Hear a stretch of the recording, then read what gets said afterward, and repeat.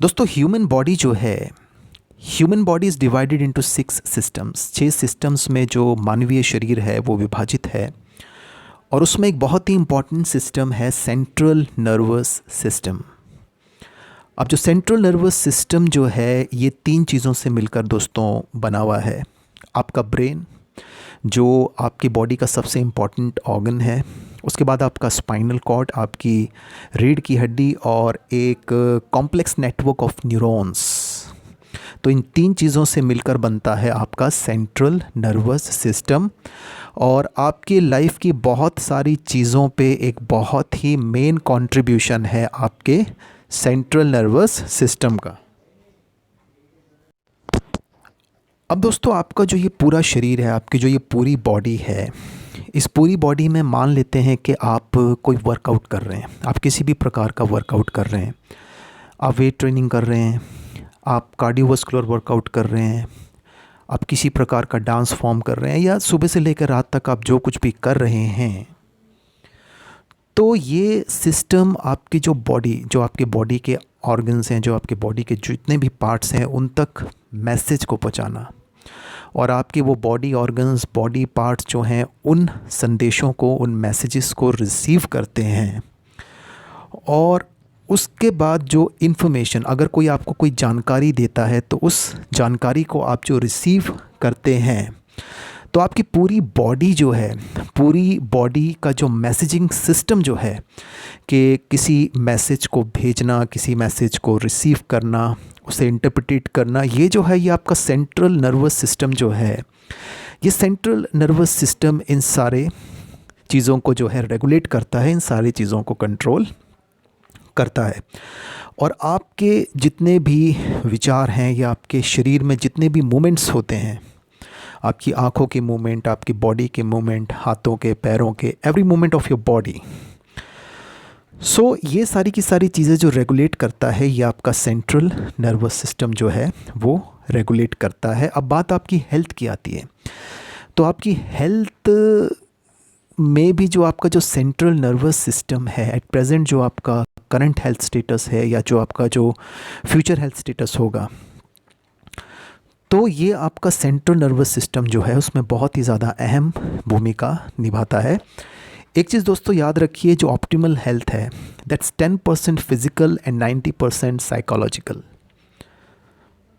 आप कितने स्वस्थ हैं, कितने स्वस्थ होंगे, वो एक स्टेट ऑफ माइंड है, आपके मन का एक विचार है, आपके फीलिंग्स हैं। तो इस चीज़ को समझना बहुत ज़्यादा ज़रूरी है। अब क्या होता है, कुछ लोग क्या गलती करते हैं कि कुछ लोग जो एक्सटेंसिव ट्रेनिंग करते हैं विदाउट सफिशिएंट रेस्ट, उसकी वजह से उनके सेंट्रल नर्वस सिस्टम को नुकसान पहुंचता है। जब फ़ैट मैनेजमेंट की बात आती है, तो बहुत सारे लोग तो फ़ैट मैनेजमेंट के बारे में जानते ही नहीं हैं। बहुत सारे लोग वेट लॉस करते हैं, तो वेट लॉस में लोग 2 काम करते हैं। मोस्ट ऑफ द टाइम्स आप देखेंगे कि जब लोग वेट लॉस करते हैं तो 2 काम करते हैं, या तो ज़रूरत से ज़्यादा वो एक्सरसाइज करने लगते हैं, या एक्सरसाइज ही नहीं करते, या वो अपनी डाइट को कम कर देते हैं, स्टारवेशन फैट डाइट्स पे आ जाते हैं, खाना पीना कम कर देते हैं। ये 2 बहुत ही मेजर गलतियां हैं जो लोग करते हैं। सबसे पहला तो वेट लॉस, ये एक बहुत ही ख़तरनाक चीज़ है। वेट लॉस की बजाय आपको हमेशा फ़ैट को मैनेज करना है। तो यहाँ पर अब देखिए कि जब आप एक्सेसिव ट्रेनिंग करना शुरू कर देते हैं, आप किसी जिम को ज्वाइन कर लेते हैं, किसी हेल्थ क्लब को ज्वाइन कर लेते हैं, किसी योगा सेंटर को ज्वाइन कर लेते हैं, और आप ज़रूरत से ज़्यादा अपने बॉडी को जो है स्ट्रेस, जो बॉडी पे जो स्ट्रेस है, तनाव जो है वो बढ़ा देते हैं। तो एक्सटेंसिव ट्रेनिंग, और उसके बाद आपकी बॉडी को एक चीज़ याद रखिए कि जब भी आप एक्सरसाइज करते हैं तो आपकी बॉडी में जो आपके मसल्स जो हैं, वो मसल्स ब्रेक होते हैं। उसके बाद उन मसल्स को रेस्टिंग टाइम चाहिए होता है, और बिल्ड होने का टाइम चाहिए होता है। तो अब मान लीजिए आप ज़रूरत से ज़्यादा वर्कआउट कर रहे हैं, ज़रूरत से ज़्यादा आप एक्सरसाइज करने लगे हैं, और कल तक आप एक्सरसाइज नहीं कर रहे थे, तो दोस्तों क्या होने वाला है, आपकी बॉडी के मसल्स टूटने वाले हैं। आपकी बॉडी उसके लिए तैयार नहीं है, प्रिपेयर नहीं है, आपने अपने शरीर को तैयार नहीं किया। देखिए, एक बात को समझिए कि एक्सरसाइज के 3 पार्ट होते हैं। पहला तो अपनी बॉडी को तैयार करना, तैयार करने के बाद एक्सरसाइज में अपनी बॉडी पे तनाव बढ़ाना, उसके बाद अपनी बॉडी को रेस्ट देना। तो अब सोच के देखिए कि आप बहुत ज़्यादा एक्सटेंसिव या बहुत ज़्यादा जो टायरिंग वर्कआउट है, बहुत ज़्यादा टफ वर्कआउट जो है वो कर रहे हैं और अपनी बॉडी को प्रॉपर रेस्ट नहीं दे रहे, तो इसका सारा का सारा जो इम्पैक्ट है, जो नेगेटिव इम्पैक्ट है, वो आपके सेंट्रल नर्वस सिस्टम पे जो है वो पड़ता है। अब एक चीज़ को याद रखिए कि आपके जो सेंट्रल नर्वस सिस्टम में जो सेल्स हैं, उनमें से बहुत सारे ऐसे सेल्स हैं जिनको दोबारा रिपेयर नहीं किया जा सकता, जिनको दोबारा रिन्यू नहीं किया जा सकता। आपकी बॉडी में पूरे शरीर में जो मैसेजेस हैं वो आपके सेंट्रल नर्वस सिस्टम के थ्रू जा रहे हैं। तो अब सोच के देखिए कि अगर आपके सेंट्रल नर्वस सिस्टम को नुकसान पहुंचा तो आपको कितना नुकसान पहुंच सकता है, क्योंकि सारे के सारे जो मैसेजेस हैं वो आपके ब्रेन से, स्पाइनल कॉर्ड से होते हुए एक न्यूरॉन्स के नेटवर्क की मदद से पूरे शरीर में ट्रांसफ़र होने हैं, जाने हैं। अब ये किस किस प्रकार के नुकसान जो हैं आपको हो सकते हैं दोस्तों। अब फिज़िकल एक्टिविटी जो आपकी है, फिज़िकल एक्टिविटी मतलब जो आप अपने शरीर से जो क्रियाएं करते हैं, जो काम करते हैं, जैसे आपकी किसी चीज़ को आपकी देखने की क्षमता कम हो सकती है, किसी चीज़ को टेस्ट करने की, स्मेल करने की, कोई भी आपकी जो सेंस है उस पर फ़र्क पड़ सकता है। फिज़िकली आपको थकान महसूस रह सकती है, आपके मसल वीकनेस हो सकती है, मसल्स वीक हो सकते हैं। अच्छा, किसी भी प्रकार की चीज़ से रिकवर होने का आपका जो टाइम है, वो रिकवरी पीरियड आपका जो है उस पर फ़र्क पड़ सकता है। किसी भी इन्फॉर्मेशन को, किसी भी जानकारी को लेना, रिसीव करना, उसे इम्पार्ट करना, उसमें प्रॉब्लम आ सकती है और कई और भी सिम्टम्स हो सकते हैं। अब यहाँ पे आपका जो सेंट्रल नर्वस सिस्टम है उस पे खतरा और बढ़ जाता है।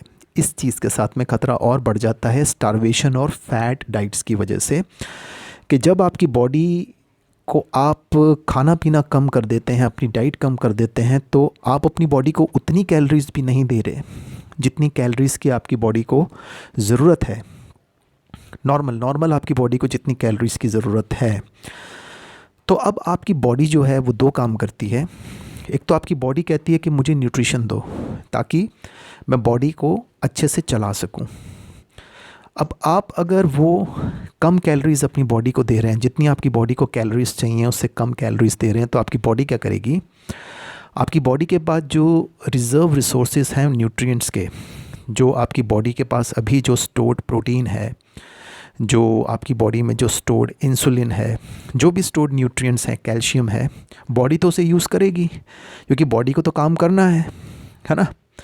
तो अब यहाँ पर क्या होता है कि कम कैलोरीज लेने की वजह से यहाँ आपके सेंट्रल नर्वस सिस्टम को ये दूसरी चीज़ है जिससे नुकसान जो है वो पहुँचता है। और जब आप अपने बॉडी को ज़रूरत से कम कैलोरीज़ दे रहे हैं, न्यूट्रिशन नहीं दे रहे हैं और ज़रूरत से ज़्यादा फिज़िकल वर्कआउट कर रहे हैं, तो यहाँ पर क्या होता है कि यहाँ पर आपका जो सेंट्रल नर्वस सिस्टम होता है वो ओवरवर्क करने लगता है। आप उससे ज़रूरत से ज़्यादा काम लेने लगते हैं, क्योंकि आपके नर्वस सिस्टम को तो काम करना है, वो तो काम करेगा, उसको तो काम करना है, आपके लिए काम करना पड़ेगा उसे। लेकिन अब वो ओवरवर्क करने लगा है, मतलब आप ज़रूरत से ज़्यादा काम ले रहे हैं इस इंजन से, लेकिन उस इंजन की आप ऑयलिंग नहीं करा रहे हैं, उस इंजन का आप ख्याल नहीं रख रहे हैं, उसे नुकसान ज़्यादा पहुंच रहा है, तो आपकी बॉडी को भी नुकसान जो है वो पहुंचना शुरू हो जाता है। अब यहाँ पर जब आप प्रॉपर न्यूट्रिशन लेते हैं और न्यूट्रिशन के साथ में जब आप एक सही किस्म का वर्कआउट ट्रेनिंग करते हैं, तो आप क्या कर सकते हैं कि तो आप प्रोटेक्ट और मेंटेन कर सकते हैं अपने सेंट्रल नर्वस सिस्टम की हेल्थ को। और दोस्तों, ये जो मैंने आज आपके साथ शेयर किया है ये एक रिसर्च है, और ये रिसर्च वर्क मैंने आपके साथ शेयर किया है।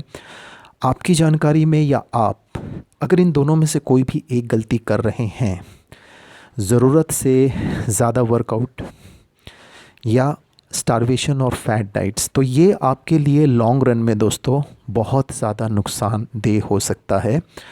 आपके सेंट्रल नर्वस सिस्टम को तो ये नुकसान पहुंचा ही सकता है, और साथ में आपके मसल्स को भी वीक कर सकता है, और मसल्स के साथ में आपकी जो बोन डेंसिटी है, आपकी हड्डियां भी दोस्तों जो हैं वो कमज़ोर हो सकती हैं।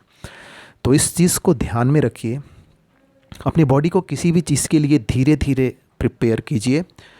ट्रांसफॉर्मेशन एक प्रोसेस है, एक दिन में दोस्तों कुछ हो भी नहीं सकता, और एक दिन में आपको कुछ करना भी नहीं चाहिए, क्योंकि आपकी बॉडी किसी भी चीज़ के लिए तैयार होने में दोस्तों टाइम लेती है।